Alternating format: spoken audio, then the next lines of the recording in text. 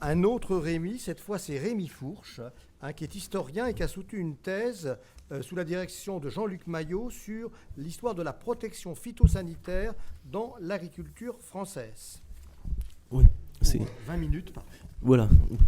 Déjà, je vous remercie de m'avoir invité aujourd'hui.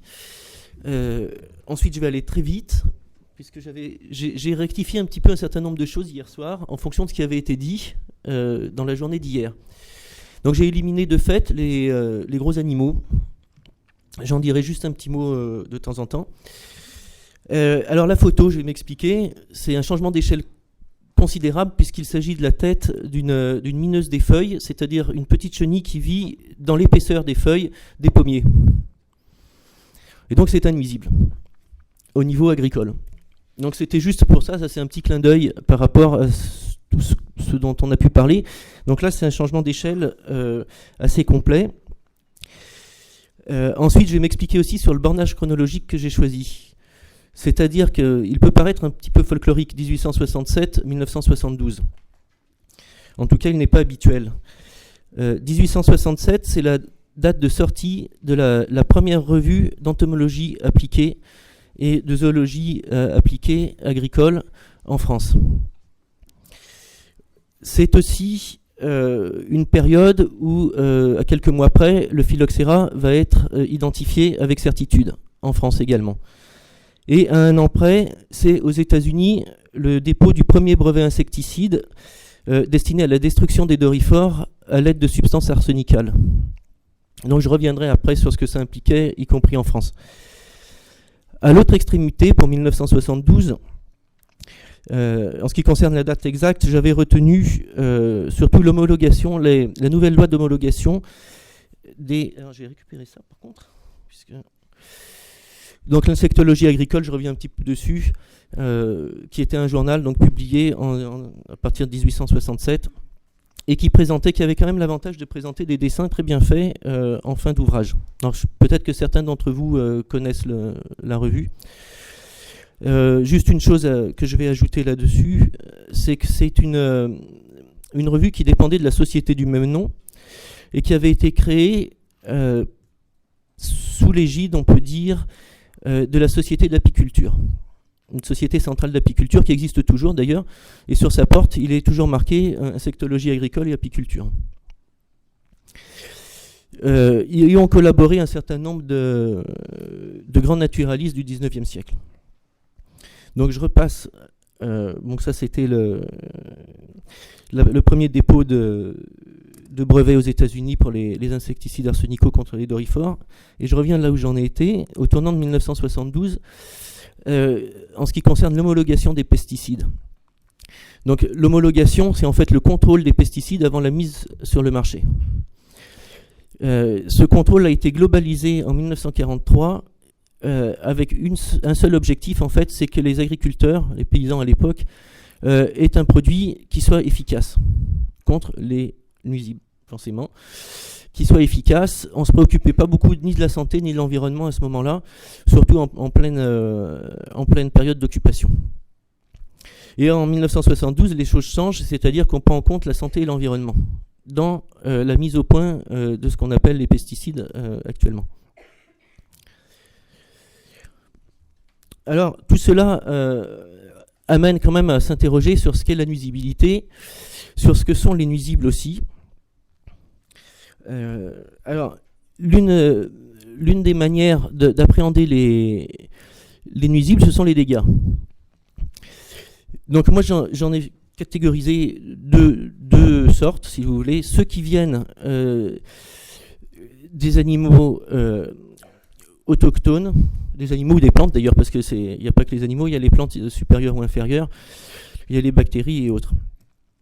Donc en ce qui concerne les organismes autochtones, il est très difficile au XIXe siècle de savoir quels sont les dégâts, quel est l'impact réel de ces organismes, que ce soit des insectes, que ce soit des champignons, que ce soit des bactéries, des mauvaises herbes ou autres. Alors, localement, on a des descriptions tout à fait considérables de dégâts impressionnants, etc. Mais c'est toujours très local. On n'arrive pas à trouver quelque chose qui soit assez synthétique pour avoir une idée exacte de l'impact sur les cultures des différents déprédateurs. Et finalement, je pense que la phrase qu'avait prononcée le premier directeur de l'Institut de recherche agronomique en 1921, qui s'appelait Eugène Roux, est valable presque jusqu'en 1940, et donc en tout cas sur la première période et sur le 19e siècle, est totalement valable. Il avait dit « Nous ne récoltons que ce que les parasites nous laissent ». Ça sous-entend peut-être que c'est nous qui sommes chez les autres et pas l'inverse. Mais voilà. Et alors, donc, par contre, en ce qui concerne les nuisibles, entre guillemets, allochtones, donc c'est la vignette qui passe, il y a évidemment au 19e des descriptions, par contre, totalement sérieuses, simplement parce que les organismes importés, alors j'ai pris quelques exemples chez les cryptogames, et l'insecte qui est le phylloxéra, évidemment, qui est le plus connu, ces organismes importés commettent des dégâts vraiment colossaux. Donc le phylloxéra, on en a parlé tout à l'heure. Pour l'oïdium, qui est apparu un petit peu avant la période à laquelle je me réfère, on obtient en une dizaine d'années, on a presque une chute des 3/4 de la production de vin.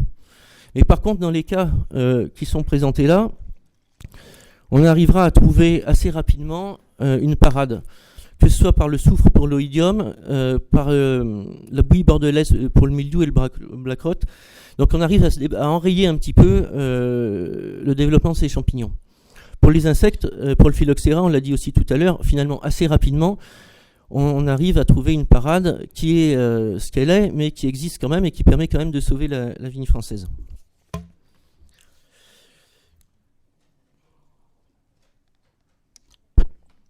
Mais plus encore que les animaux ou les plantes qui sont importés, c'est ceux dont l'importation risque d'arriver. Donc par importation, c'est surtout l'acclimatation. Et celui qui va causer le plus de problèmes et qui va causer le plus de soucis au XIXe siècle, c'est le doryphore. Et il n'arrivera qu'après la Première Guerre mondiale. Mais à partir de 1870, les élites agricoles et naturalistes se penchent sur la manière de détruire le doryphore. Et donc vont se pencher aussi sur les méthodes qui sont préconisées et qui fonctionnent aux États-Unis à partir de 1870-1871. C'est-à-dire l'utilisation d'insecticides divers et variés, mais à base de substances arsenicales. Et ces substances, évidemment, puisqu'elles sont connues assez rapidement, vont être testées en France pour détruire, là aussi, un certain nombre de nuisibles qui sont à ce moment-là forcément autochtones. Donc les vignes, les oliviers, les fruitiers, les cassissiers, les betteraves vont connaître des tests de plus ou moins grande amplitude avant la Première Guerre mondiale.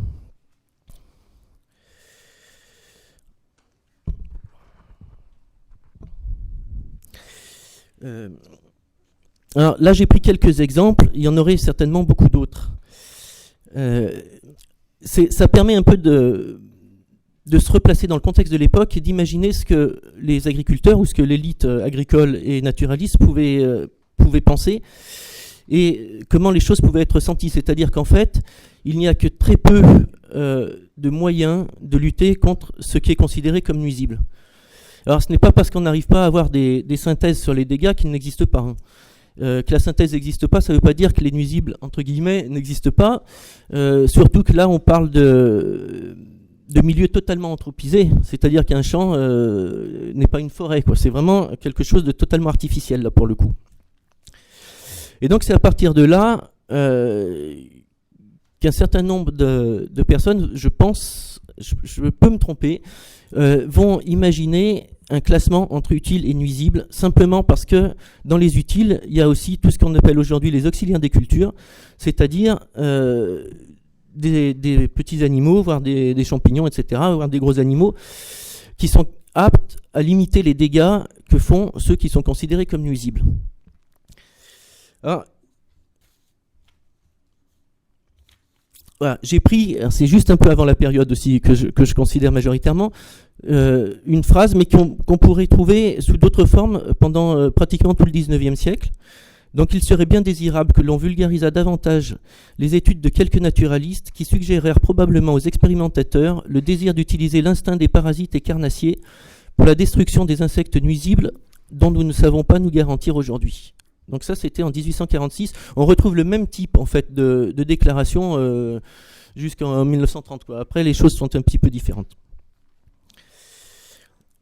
Alors, comme je vais prendre sûrement trop de temps, je vais accélérer un petit peu.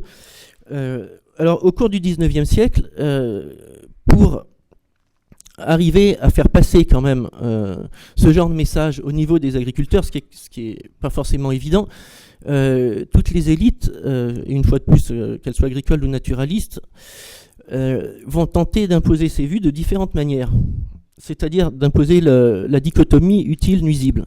Ce qui ne veut pas dire que cet antagonisme entre les utiles et les nuisibles corresponde toujours à une réalité biologique. Il y a eu quand même quelques erreurs.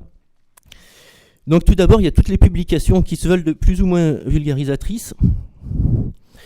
Donc là, j'ai mis quelques ouvrages autour de 1865 qui sont sortis par des gens plus ou moins connus. Donc Bois-Duval est forcément connu des entomologistes. Gouraud, peut-être un petit peu moins.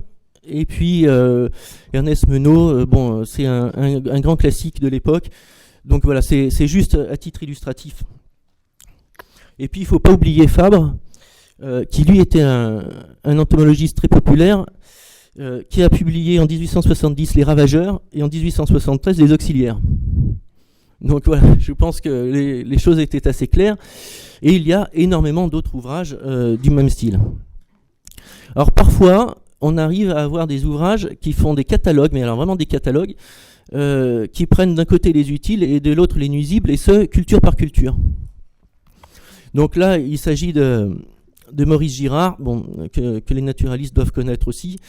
Par contre, là, j'ai pris quelques vertébrés. C'est pas toujours évident de savoir qui est nuisible et qui ne l'est pas.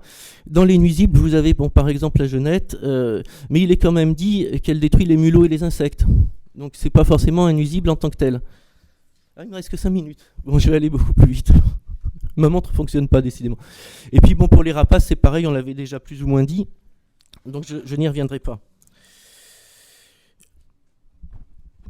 L'insectologie agricole, j'en ai dit un petit mot tout à l'heure. Et l'insectologie agricole, cette société va par exemple mettre en place des expositions d'insectes, des expositions nationales.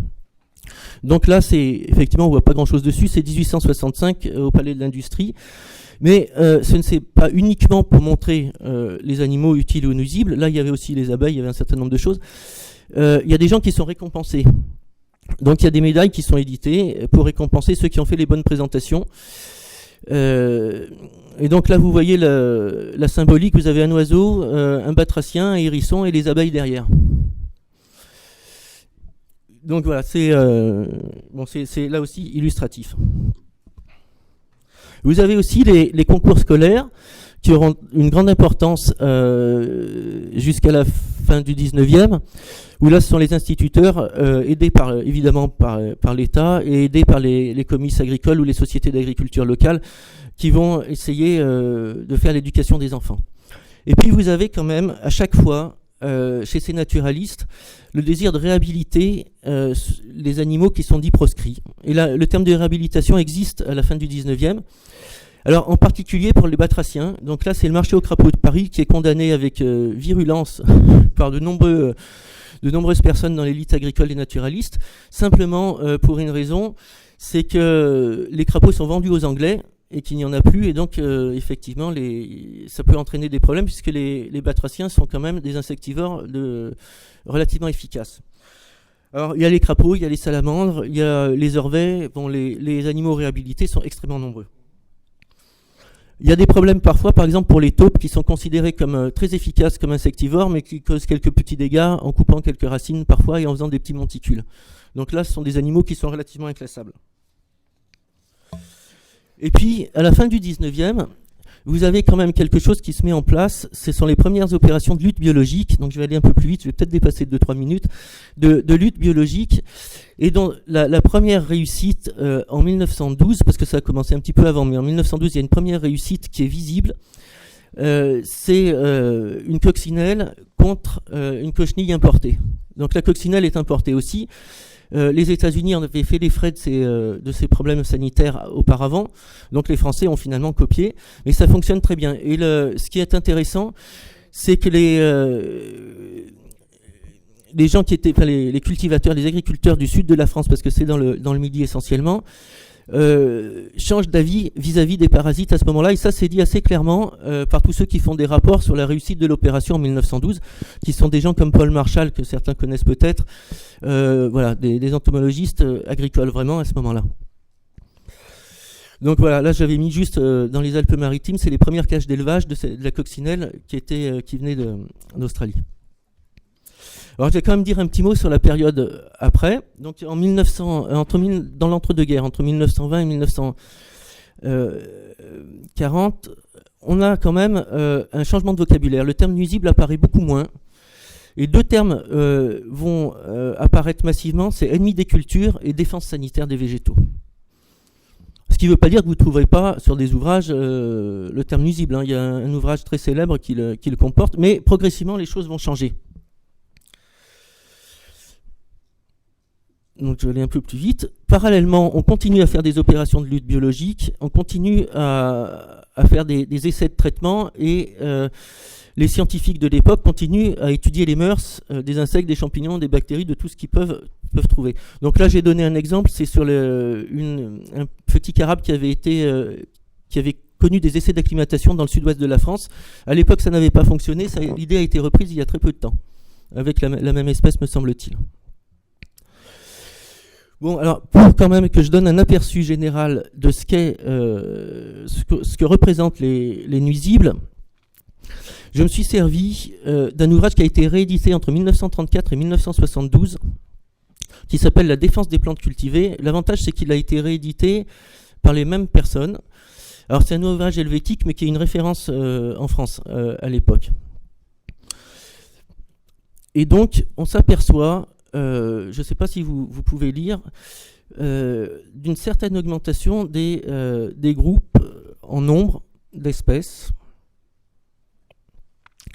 C'est-à-dire que les plus importants, évidemment, sont les insectes, où on passe de 140 espèces nuisibles en 1934 à 278 en 1972.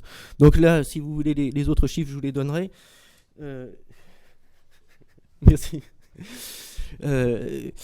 Ces augmentations ont plusieurs causes. D'abord, il y a évidemment l'amélioration des connaissances scientifiques qui permet de trouver de nouvelles espèces, de mieux maîtriser la connaissance des cycles, des champignons en particulier. Il y a la généralisation des monocultures qui vont entraîner des explosions de population.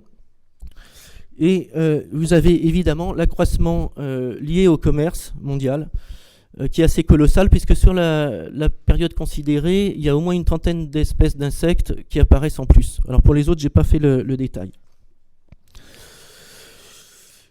Donc voilà, là j'avais aussi les autres micro-organismes, cryptogames, virus, bactéries. En fait, tout a tendance quand même plutôt à augmenter au cours du temps. Alors, juste un petit mot, je vais peut-être dépasser une ou deux minutes, mais... D'accord. Donc, bon, j'avais mis quand même l'évolution du nombre de matières actives et de produits commerciaux concernant les pesticides. Alors, le lien est évident entre les deux, c'est-à-dire que pendant une certaine période, l'industrie a réussi à maîtriser plus ou moins les ravageurs et les parasites, mais elle ne l'a pas fait complètement. Et une partie de l'augmentation du nombre d'espèces est due en particulier aux traitements massifs qui ont eu lieu à ce moment-là. Pour plusieurs raisons. D'abord, il y a des cas de résistance, il y a des cas de niches écologiques laissées vacantes avec d'autres organismes qui apparaissent, etc. Et alors donc, je vais conclure, puisque je disais que on utilisait beaucoup moins le terme de nuisible, qu'on a utilisé le terme de défense, le terme d'ennemi des cultures qui est toujours en cours d'utilisation de manière assez récurrente. Mais il y a une chose assez surprenante. et ça va être la conclusion en fait, donc j'abrège beaucoup par rapport à ce que j'avais prévu, c'est que à partir des années 30, un autre terme apparaît, c'est protection des plantes et protection des cultures. Et à partir des années 70, et donc ce sera un petit peu la conclusion, on a... J'ai été coupé ? Non, non, ben, je sais pas, non, ça n'a plus l'air de fonctionner. Bon, c'est pas grave. À partir des années 70, on va avoir ce terme de protection des plantes et de protection des cultures qui va être utilisé énormément par l'industrie. Donc vous aurez par exemple l'Union des industries de la protection des plantes, en fait c'est Monsanto, Bayer et autres. Vous aurez quelque chose qui s'appelle protection des plantes et environnement en 1971, je crois, qui est l'organe de propagande de l'industrie. Vous avez un certain nombre de choses comme ça, et ils sont basés sur un terme qui est apparu dans les années 30 pour le récupérer à ce moment-là. Or, ce qui est intéressant aussi, à cause des problèmes engendrés par la lutte chimique dans les années 60-70, c'est l'apparition de tout ce qu'on appelle lutte biologique et lutte intégrée à ce moment-là, et qui là va faire changer le rapport qu'on a finalement aux organismes nuisibles. Donc il le fait changer de manière assez considérable. Là aussi, dans les rapports des scientifiques de l'époque, ça se voit. Il y a un certain nombre d'actions en France qui ont lieu à partir de la fin des années 50 jusqu'aux années 74-75 pour les essais, je dirais. Donc il y en a 3, et après je m'arrêterai là. Il y en a 3 massives. Il y a ce qu'on appelle l'action de prédéveloppement dans la Drôme, de 67 à 73. Ce sera sur les arbres fruitiers. Vous aviez une action à la même époque, aussi sur les arbres fruitiers, mais sur un ravageur unique, et là c'est vraiment de la lutte biologique classique qui était le Poussan José, donc une cochenille. Et puis vous avez, à la fin des années 60, là c'est les grandes cultures, puisque c'est sur les colzas dans le sol du Lauragais, qui à cause des pullulations et de l'incapacité de trouver des traitements chimiques adéquats, ont obligé à supprimer les cultures de colza pendant 3 ou 4 ans. Et après, les choses ont été reprises sous des méthodes de lutte intégrée, de lutte biologique. La seule chose, et ce sera la dernière phrase, qui est très curieuse, c'est que l'organisation internationale qui s'occupe finalement de fédérer un petit peu toutes les bonnes volontés et d'assurer la vulgarisation de tout ce qui est lutte biologique et lutte intégrée, c'est-à-dire la diminution du nombre de traitements et l'utilisation d'auxiliaires des cultures pour limiter les dégâts, s'appelle Organisation internationale de lutte biologique pour la destruction des organismes divisibles végétaux et animaux.